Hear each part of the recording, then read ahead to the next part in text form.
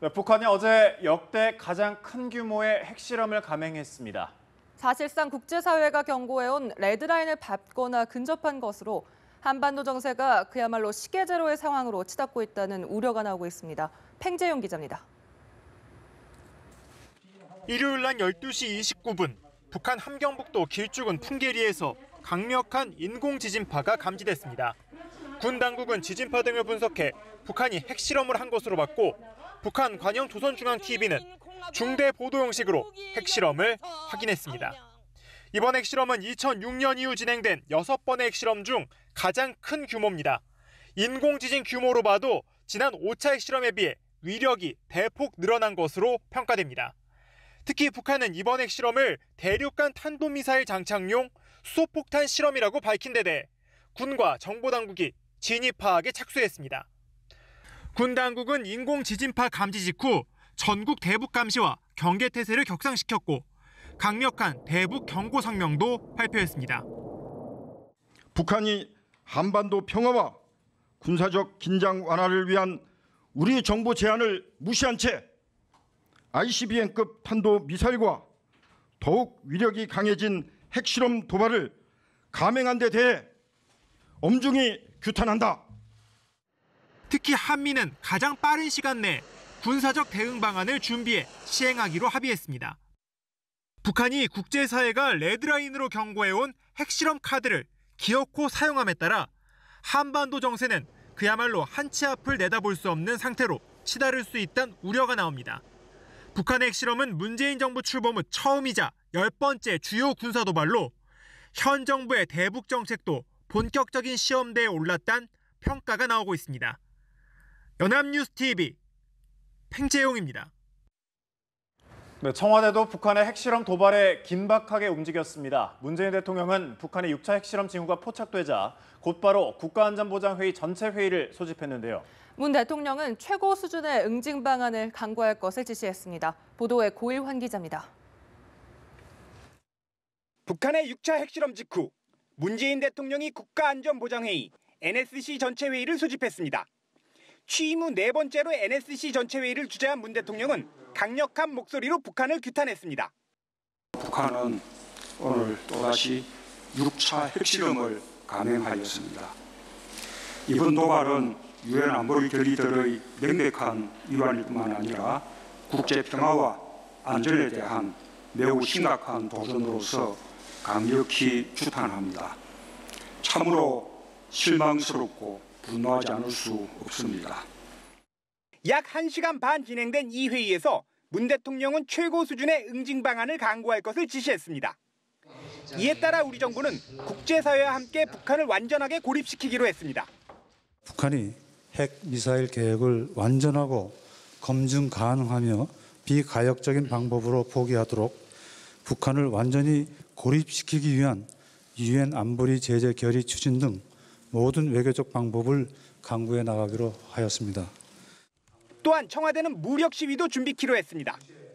북한의 핵시설과 미사일을 무력화시킬 수 있는 우리 군의 타격 능력을 과시하고 한미 동맹 차원에서 미군이 보유하고 있는 가장 강력한 전략 자산을 전개하는 방안도 협의. 정부는 북한의 앞선 미사일 도발 때에도 폭탄 투하 훈련 등 무력 시위를 했습니다.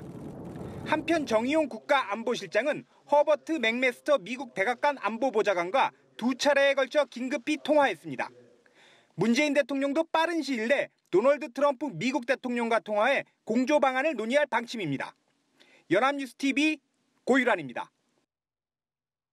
네, 군 당국은 북한의 핵실험 도발에 대응해 미사일 발사 훈련을 실시했습니다. 합동참모본부는 오늘 새벽 일출과 더불어 공군 및 육군 미사일 합동 실사격 훈련을 실시했다고 밝혔습니다. 합참은 육군의 지대지 탄도미사일인 현무와 공군의 장거리 공대지 미사일을 동해상 목표 지점에 사격을 실시해 명중시켰다고 설명했습니다. 또 이번 실사격은 북한 풍계리 핵실험장까지의 거리를 고려해 공해상 목표 지점을 향해서 실시됐다며 적의 도발 원점 및 지휘 지원 세력에 대한 정밀 타격 능력을 과시했다고 강조했습니다. 국회 국방위원회는 오늘 오후 3시 전체 회의를 열어 국방부로부터 북한의 6차 핵실험 관련 긴급 현안 보고를 받습니다. 회의에는 송영무 국방부 장관 등 국방부와 합동참모본부 관계자들이 출석해 전날 북한이 강행한 6차 핵실험과 관련한 상황을 보고하고 정부의 대응 방향을 밝힐 예정입니다. 아울러 외교통일위원회와 정보위원회도 오늘 북한 6차 핵실험과 관련한 전체 회의와 간담회를 개최하는 방안을 추진 중입니다. 네, 미국 정부도 북한의 6차 핵실험 도발에 전방위 압박을 예고하며 긴박하게 움직이고 있습니다. 제임스 매티스 국방장관은 미국 국가안보 회의 직후 북한의 전멸을 바라지 않는다며 강력 경고했습니다. 네, 워싱턴 연결합니다. 윤석희 특파원. 네, 워싱턴 DC입니다. 네, 제임스 매티스 미 국방장관이 북한을 향해 강력한 경고의 메시지를 보냈군요. 네, 그렇습니다. 제임스 매티스 미 국방부 장관은 북한의 6차 핵실험 강행과 관련해 우리는 북한의 전멸을 바라지 않는다며 강력히 경고했습니다. 매티스 장관은 현지 시간으로 3일 도널드 트럼프 대통령 주재로 열린 긴급 국가안보회의 NSC 직후 성명을 통해 우리는 많은 군사적 옵션을 가지고 있다며 이같이 밝혔습니다. 그러면서 미국은 한국과 일본 등 동맹국들을 어떤 공격으로부터도 지켜낼 능력이 있고 약속은 철통 같다고 강조했습니다. 북한의 6차 핵실험에 대응한 미국 정부의 첫 공식 반응이라고 볼 수 있는데요. 미국은 북한의 이번 핵실험이 레드라인을 넘어선 역대 최대의 도발이라고 평가하는 분위기입니다.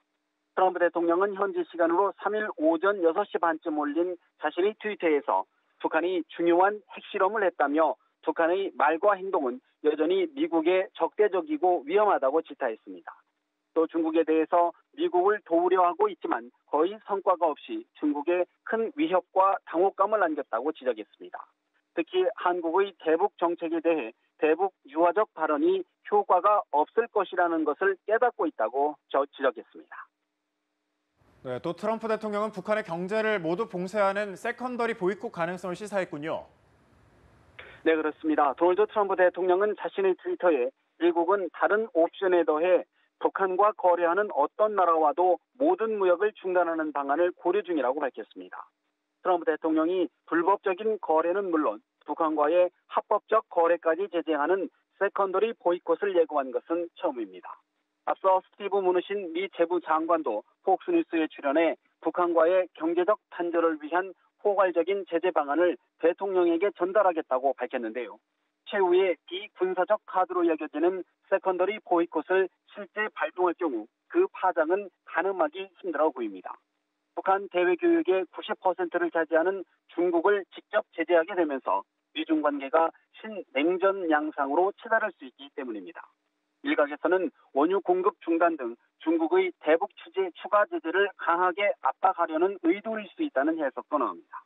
다만 북한이 사실상 레드라인을 넘어서면서 이란 제재에서 효과가 입증된 세컨더리 보이콧을 발동해야 한다는 미국 내 여론은 고조될 전망입니다.